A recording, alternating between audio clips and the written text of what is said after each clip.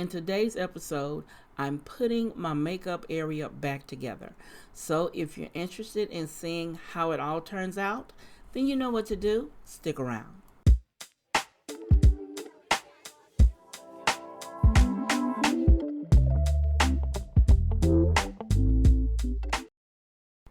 Hello everyone, this is Stephanie of CreativelyMsMe, decorating on a budget. Now, if you saw the last episode, you saw that I moved my makeup area from one side of my room to the other and tore everything apart.